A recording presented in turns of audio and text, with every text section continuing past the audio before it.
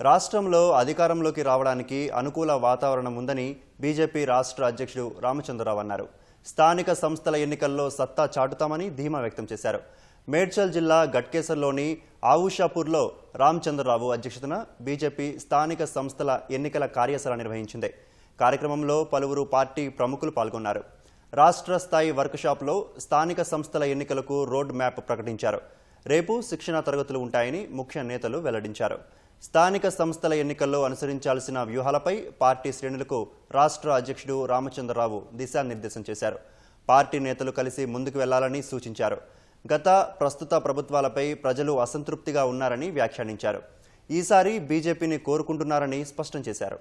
ప్రజల ఆకాంక్షల మేరకు పార్టీ కార్యకర్తలు సిద్ధం కావాలని పిలుపునిచ్చారు. భారతీయ జనతా పార్టీ ఆ ప్రజల ఆకాంక్ష మేరకై మనం తయారు కావాలి. గ్రామాలలో భారతీయ జనతా పార్టీ యొక్క బలం పెరుగుతూ ఉన్నది. గతంలో ఒక ఎమ్మెల్యే ఉంటే ఈరోజు మనకు 8 మంది ఎమ్మెల్యేలు ఉన్నారు. ఈరోజు 3 ఎమ్మెల్సీలు ఉన్నారు. గతంలో మనం 4 ఎంపీలు ఉంటే ఈరోజు 8 మంది ఎంపీలు ఉన్నారు. 2 రాజ్యసభ సభ్యులు ఉన్నారు. కౌన్సిల్లో, అసెంబ్లీలో, పార్లమెంట్లో మన ప్రాతినిధ్యం పెరుగుతూ ఉన్నది.